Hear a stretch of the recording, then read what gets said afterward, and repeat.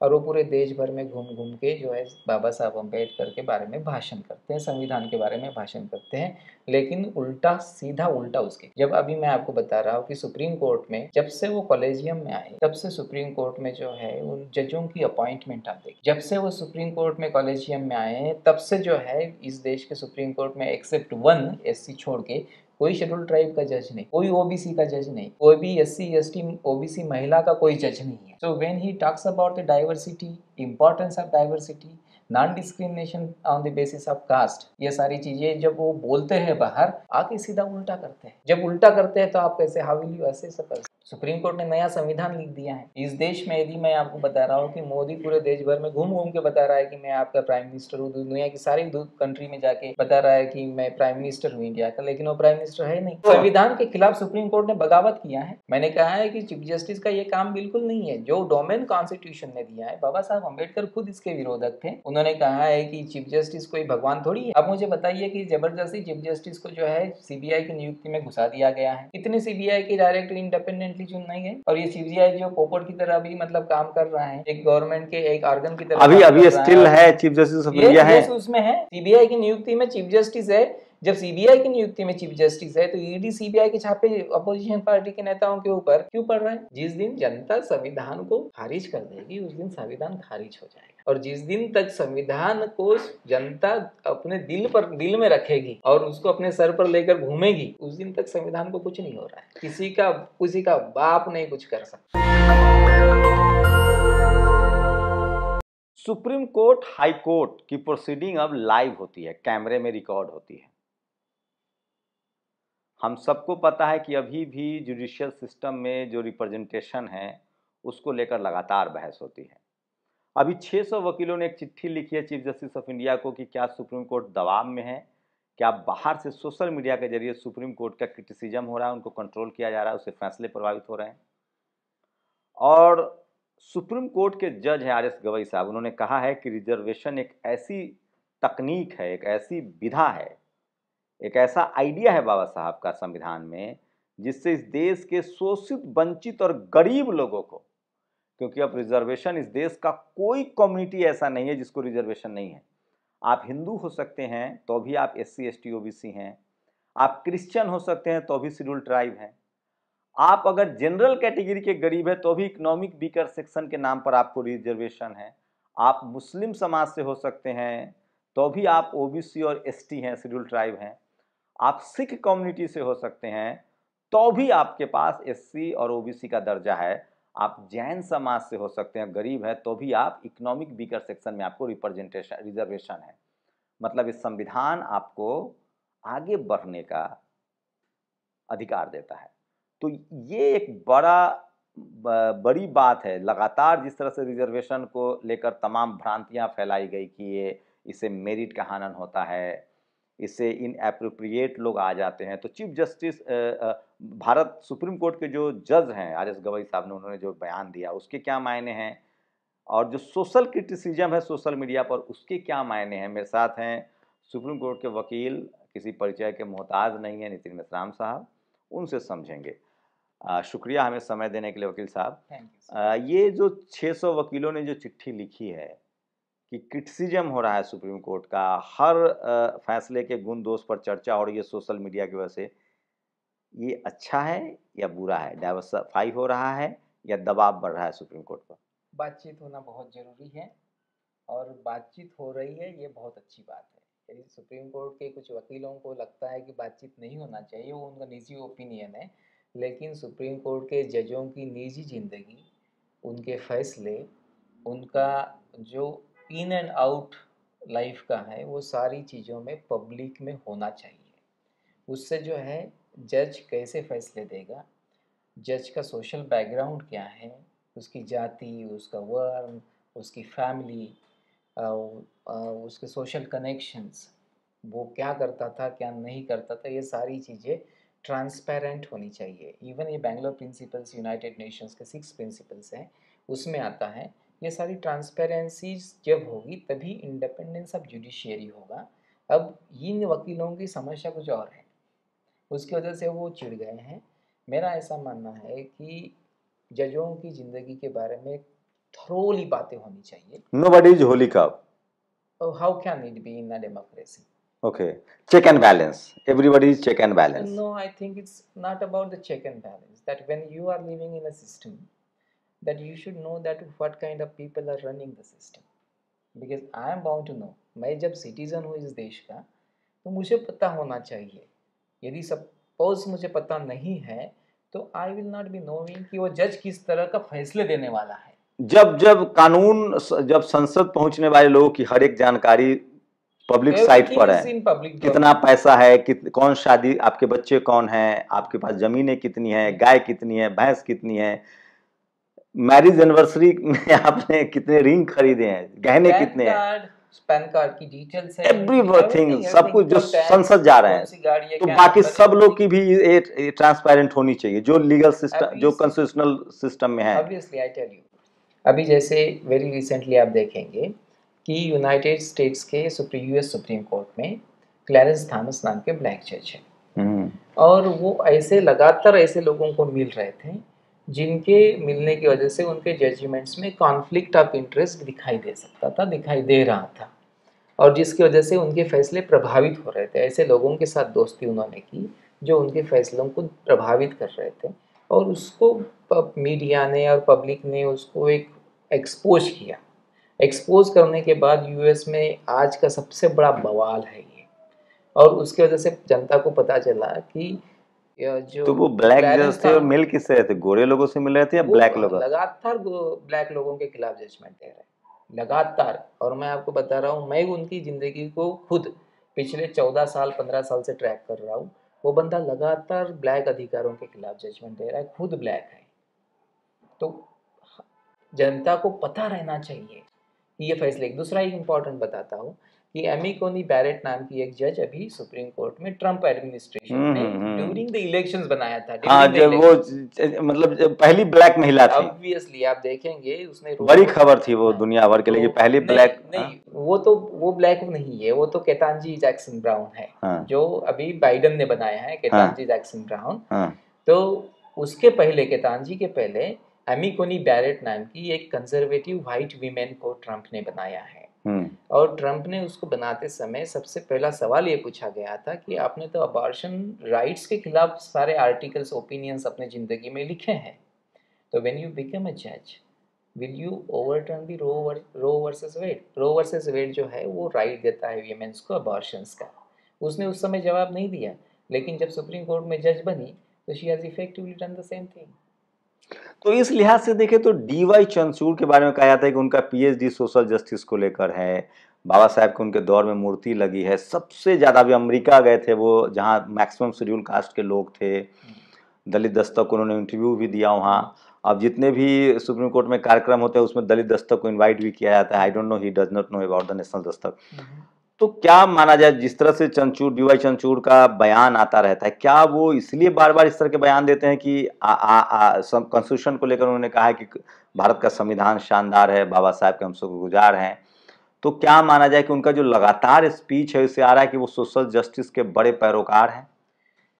System run करने के दो तरीके हैं। सिस्टम, पहला सिस्टम रन करते हैं वेरी ऑनेस्टली।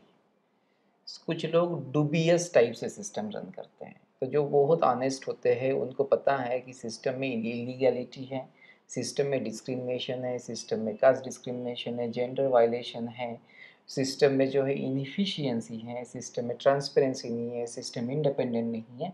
सो जब उनको पता रहता है, जो ऑनेस्ट लोग होते हैं वो जैसे ही पता चलता है उसको रेक्टिफाई करते हैं।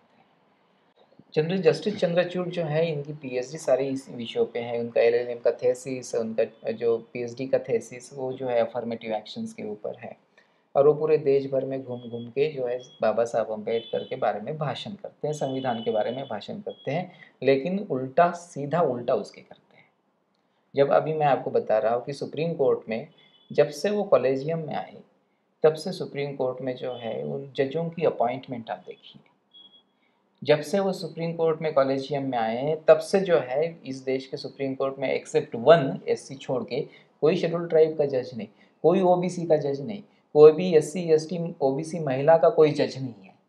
So when he talks about the diversity, importance of diversity, non-discrimination on the basis of caste, ये सारी चीज़ें जब वो बोलते हैं बाहर, आके सीधा उल्टा करते हैं। जब उल्टा करते हैं तो आप कैसे, how will you assess a person? But एक मैंने देखा आपका एक वीडियो, उन्होंने आपको काफी तारीफ की, जो आप जो रिजर्वेशन वाले मामले पर आपकी जो बहस हुई थी उनके साथ। नहीं, दैट इज, वो तो हमारी कोर्ट की बात है, हम लोग जो कोर्ट में आर्गुमेंट कर रहे हैं उसको लेकर हो सकता है। लेकिन जब मैं जज जस्टिस चंद्रचूड़, वो तो कोई मेरे निजी दुश्मनी उन्होंने है उन्होंने नहीं नहीं उनके नहीं साथ। उन्होंने लेकिन कहा है कि जज, ये सुप्रीम कोर्ट सबके लिए खुला हुआ है, आप कभी भी आ सकते हैं। तो कब खुला इतना नहीं ज्यादा था, कब खुला नहीं था सुप्रीम कोर्ट? नहीं, इतना ज्यादा public interaction chief justice of India का इससे पहले नहीं रहा है, जिस तरह से वो पब्लिक इंटरेक्शन कर आप रहे मुझे हैं। बताइए कितना लेट है, आप मुझे बताइए कि यूएस सुप्रीम कोर्ट में उसकी जो ऑडियो रिकॉर्डिंग है पिछले 20 साल से जनता के बीच में है कि क्या एक्चुअल आर्गूमेंट हो रहा है। मैं आपको बता रहा हूँ 2012 से मैं उनकी ऑडियो रिकॉर्डिंग सुन रहा हूँ। जब से मुझे ठीक से जुडिशरी समझ में आया तो सबसे पहले मैं US supreme court, UK supreme court का स्टडी करना शुरू किया। मैं 2012 से उनकी ऑडियो रिकॉर्डिंग सुना है, उनके वेबसाइट पर थी। और दूसरी बात मैं बता रहा हूँ कि यूके सुप्रीम कोर्ट का तो कई सालों से यूट्यूब पर लाइव है, कई सालों से यूट्यूब पर लाइव, डायरेक्ट लाइव आर्गूमेंट है इन एवरी केस, आई से टेल यू। अब मुझे बताइए कि सुप्रीम कोर्ट, उनकी ट्विटर अकाउंट्स यूएस का नहीं है लेकिन सुप्रीम कोर्ट यूके का ट्विटर अकाउंट है, छोटी छोटी कंट्रीज़ के जो है उनका ट्विटर अकाउंट है।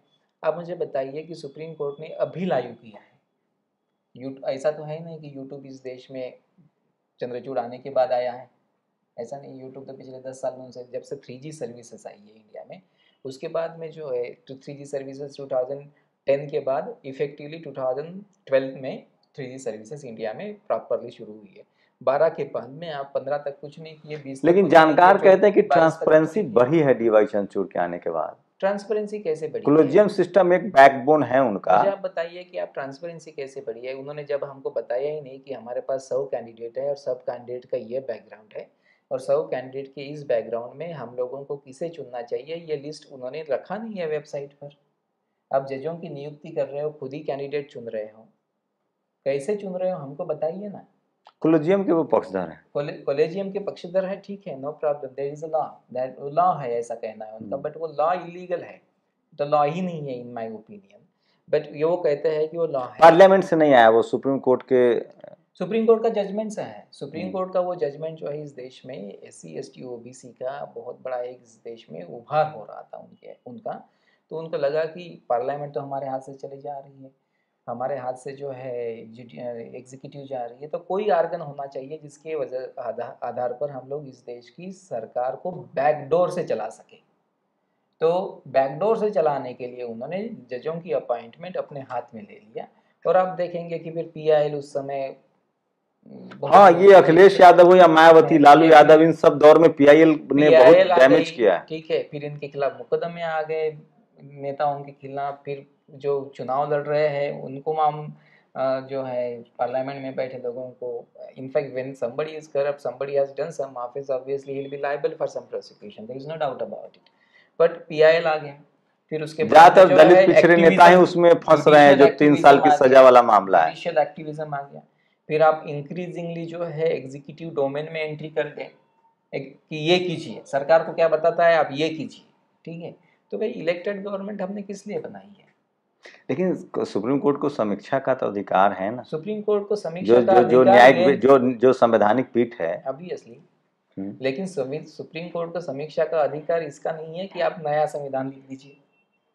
सुप्रीम कोर्ट ने नया संविधान लिख दिया है इस देश में। यदि मैं आपको बता रहा हूँ कि मोदी पूरे देश भर में घूम घूम के बता रहा है कि मैं आपका प्राइम मिनिस्टर हूँ, दुनिया की सारी कंट्री में जाके बता रहा है कि मैं प्राइम मिनिस्टर हूँ इंडिया का, लेकिन वो प्राइम मिनिस्टर है नहीं, क्योंकि उनको जजों की नियुक्ति का अधिकार ही नहीं है जो संविधान ने दिया था। तो प्राइम मिनिस्टर ये एक चीज क्या है, जजों की नियुक्ति के लिए क्या है संवैधानिक प्रावधान, क्या है कॉन्स्टिट्यूशनल? संविधान में यह बताया है कि जो प्रेसिडेंट होंगे वो नियुक्ति करेंगे और नियुक्ति करते समय वो चीफ जस्टिस से कंसल्ट करेंगे। राष्ट्रपति, महामहिम राष्ट्रपति महामहिम जो है को अधिकार है, ये उन्हीं का अधिकार है। और महामहिम क्या करते हैं? महामहिम का आर्टिकल 74 में एक प्रिंसिपल है कॉन्स्टिट्यूशन के, उन्होंने कहा है कि कॉन्स्टिट्यूशन के आर्टिकल 74 में एड एंड एडवाइस, मतलब प्राइम मिनिस्टर जो है वो काउंसिल ऑफ मिनिस्टर हेड करते हैं और काउंसिल ऑफ मिनिस्टर्स का जो भी डिसीजन होगा उसको कम्युनिकेट करने का अधिकार प्राइम मिनिस्टर को प्रेसिडेंट के लिए है। तो प्रेसिडेंट और काउंसिल ऑफ मिनिस्टर्स और प्रेसिडेंट के बीच में prime minister is a bridge. तो वो जो ब्रिज का अधिकार जो है वो सुप्रीम कोर्ट ने निकाल दिया। So Modi is no longer prime minister for judicial appointment. तो सुप्रीम कोर्ट को ऐसे रिराइट करने का अधिकार है।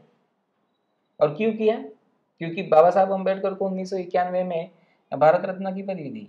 1992 में जो है इस देश में 91-92 में इस देश में ओबीसी आरक्षण लागू हुआ। और उस पीरियड में जो है 18 में से 12 जजेस जो है वो नॉन ब्राह्मीण थे और उसकी वजह से आप में थ्रेट पैदा हो गए। और उस पीरियड में जो है डाइवर्सिटी इन दी लोग पार्लियामेंट हो गया। उसी और समय कोलिजियम उसके बाद सिस्टम में जो आया। है non Brahmin member prime ministers बनने का दौर शुरू हो गया था। तो उसकी वजह से आपने ये किया। तो this is something very serious. This is who against the constitution. ये जो है तो आपके हिसाब से तो संविधान के खिलाफ सुप्रीम कोर्ट ने बगावत किया है। तो आपके हिसाब से तो जो प्रधानमंत्री भारत सरकार ने जो चीफ जस्टिस ऑफ इंडिया को चुनाव आयोग की नियुक्ति से बाहर किया वो ठीक है? बिल्कुल सही है। मैं उसके समर्थन में ओपिनियन लिख चुका हूँ। मैंने कहा है कि चीफ जस्टिस का ये काम बिल्कुल नहीं है। जो डोमेन कॉन्स्टिट्यूशन ने दिया है, बाबा साहब अम्बेडकर खुद इसके विरोधक थे। उन्होंने कहा है कि चीफ जस्टिस कोई भगवान थोड़ी है। He is a man of all the shortcomings, all the Fehling's and all the sentiments of A common man. He is not a god person. ये तो बाबा साहब अम्बेडकर ने खुद ही कॉन्स्टिट्यूशन असेंबली में कहा है। और ये सवाल संविधान सभा के सामने आया था, संविधान सभा में खारिज किया है। चीफ जस्टिस को इस तरह की कोई अधिकार नहीं होंगे। तो उन्होंने अपने पास अपॉइंटमेंट का अधिकार ले लिया। अभी मुझे आप बताइए कि यदि चीफ जस्टिस को इलेक्शन कमीशन की अपॉइंटमेंट में बना बिठा दिया गया तो क्या फर्क पड़ेगा? तो कुछ लोग हैं जो कहते हैं कि इससे इंडिपेंडेंट इलेक्शन कमिश्नर की नियुक्ति होगी। अब मुझे बताइए कि जबरदस्ती चीफ जस्टिस को जो है सीबीआई की नियुक्ति में घुसा दिया गया है। कितने सीबीआई के डायरेक्टर इंडिपेंडेंटली चुन नहीं गए? और ये सीबीआई जो पोपट की तरह भी मतलब काम कर रहा है, एक गवर्नमेंट के एक ऑर्गन की तरह अभी स्टिल है चीफ जस्टिस ऑफ इंडिया है। उसमें है सीबीआई की नियुक्ति में चीफ जस्टिस है। जब सीबीआई की नियुक्ति में चीफ जस्टिस है तो ईडी सीबीआई के छापे अपोजिशन पार्टी के नेताओं के ऊपर क्यों पड़ रहे हैं? और चीफ जस्टिस क्या कर रहे हैं फिर?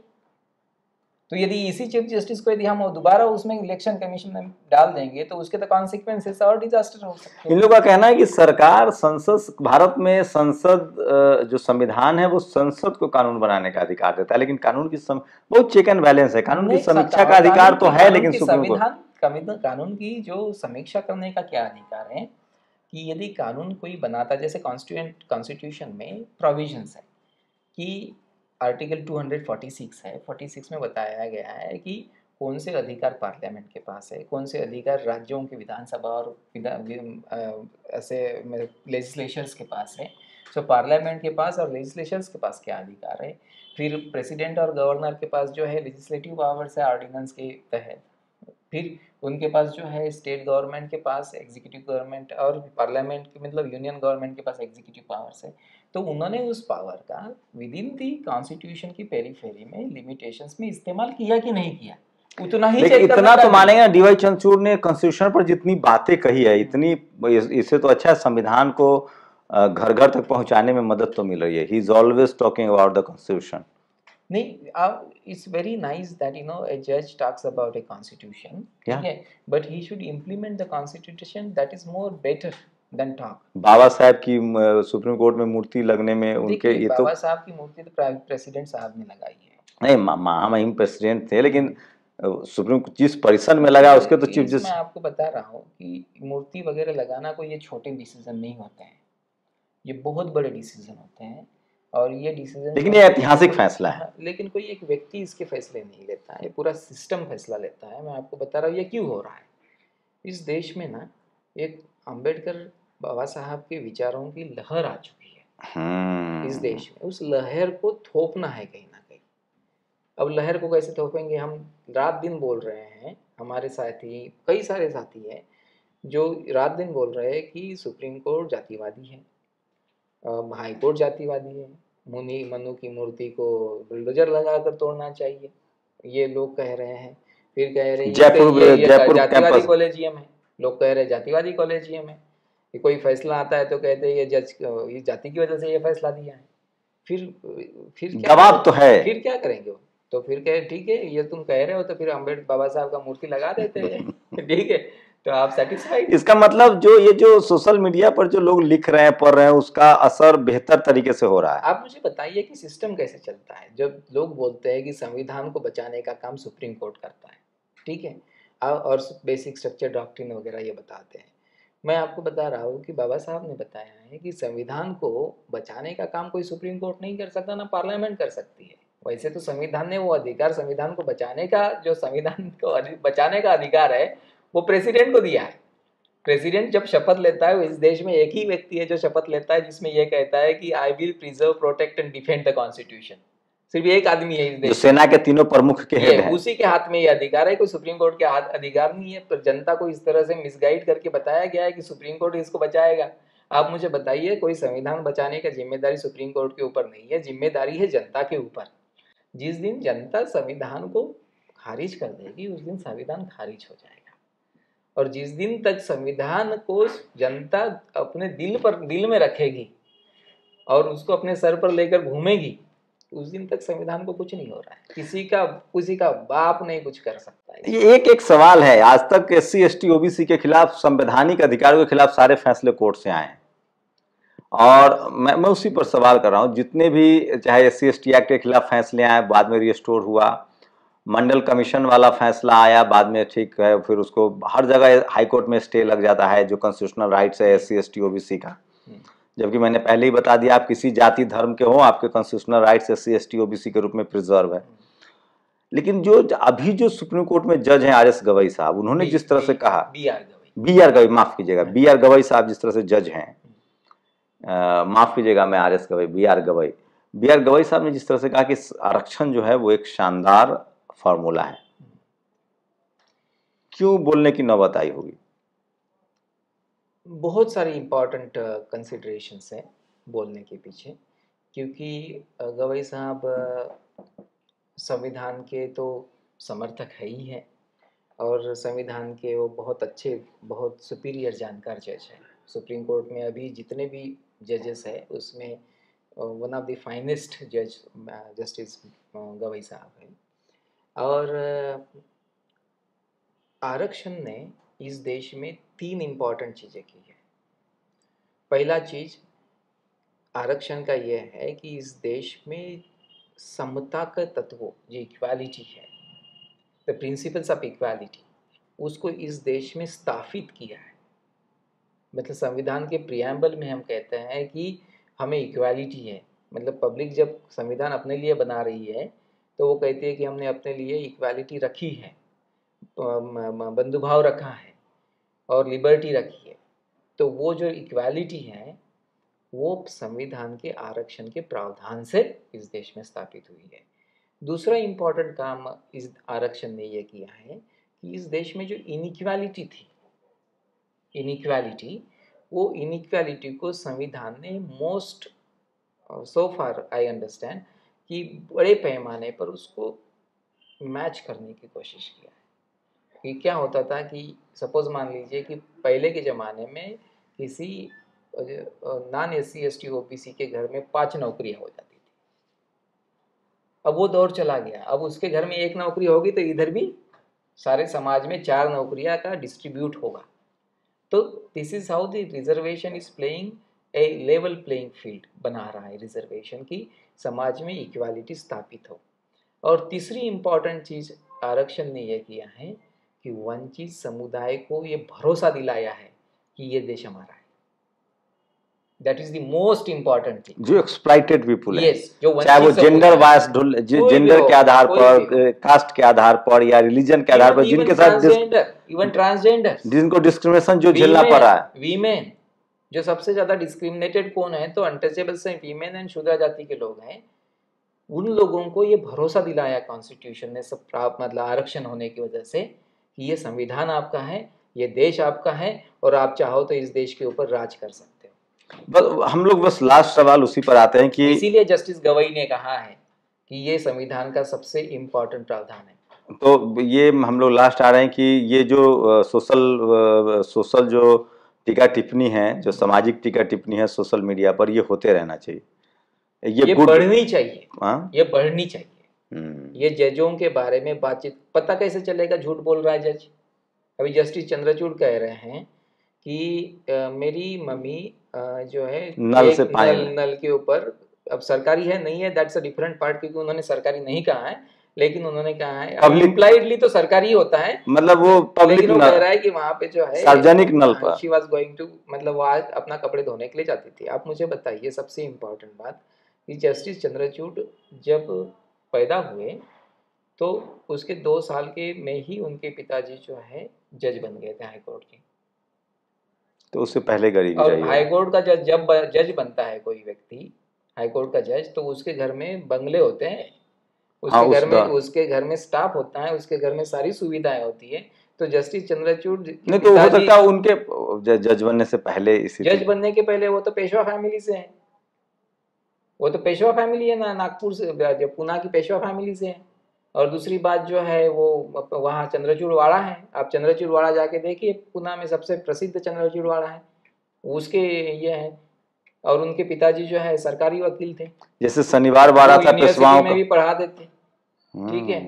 और वहाँ जो पुणे में जो है, हो सकता है उनकी वो माता जी का संदर्भ हो, जब उनकी माँ मायके, उनका नलियाल गरीब हो, ऐसा हो सकता है। That her mother was not married, वो हो सकता है यदि उनका ननियाल मुझे गरीब होने की संभावना ही नहीं लगती। नहीं, आप प्रेडिक्शन ये हो सकता है कि नहीं, ये संभावना है ना, कपड़े धोने जा रही थी, नहीं, तो ये 2 साल उन्होंने अपनी माँ का, उनके पिताजी जज बने थे, उन्होंने अपनी माँ का बायोग्राफी, जब उनकी माँ इसमें भी कि वो जब पैदा नहीं हुए होंगे या उनकी शादी पैदा नहीं हुए तो उनको मालूम कैसे? नहीं, जैसे कि मैं देखता था 2 साल का लड़का देखता है जी। ये संभावना है ना कि जब उनकी माँ मैरिड नहीं होगी, उनका नानी का घर जो है वो गरीब बोल रहे हैं, मैं नहीं ये कह रहा हूँ, but there should be some fact checking machines. और फैक्ट चेकिंग मशीन्स हमारे पास क्या है? Public opinion. There should be a public scrutiny of such kind of statements when जजेस मेक इट। जजों को, अच्छा, ये जो हम लोग बातचीत कर रहे हैं, जजों को जनता को फुसलाने का अधिकार नहीं है। अच्छा, जो हम बात कर रहे हैं कंटेम्प्ट ऑफ कोर्ट में तो नहीं आएगा? कैसे आएगा? हम तो फैक्ट चेक कर रहे हैं, जज को फैक्ट चेक। चलिए, तो बातचीत जरूर कीजिए, सोशल मीडिया पर तथ्यों के साथ बात कीजिए, और ये मजबूत लोकतंत्र के लिए बहुत जरूरी है कि उसमें जनता की भागीदारी हो। मीडिया हो, जुडिशियरी हो, कॉलेज मीडिया हो, जुडिशियरी हो, 4 जो स्तंभ है, जुडिशियरी, एग्जीक्यूटिव और उसके बाद एडमिनिस्ट्रेशन और मीडिया, इनके ऊपर बातचीत जरूर कीजिए। This is not a Holi cow. शुक्रिया सर हमसे बातचीत करने के लिए। बहुत अच्छा लगा। आपकी प्रतिक्रिया बहुत जरूरी है। सोशल मीडिया ये आपको मौका देता है कि आप सिर्फ दर्शक मत बने रहिए, इस बातचीत में शामिल होइए और अपनी राय जरूर दीजिए। नेशनल दस्तक की आपसे गुजारिश है कि अगर इसको बचाना चाहते हैं तो नेशनल दस्तक को सब्सक्राइब करने के लिए रेड कलर के सब्सक्राइब बटन को दबाएं, फिर बेल आइकन की घंटी दबाएं। नेशनल दस्तक को बचाने के लिए बहुत जरूरी है कि हर खबर को शेयर करें, लाइक करें, कमेंट जरूर करें।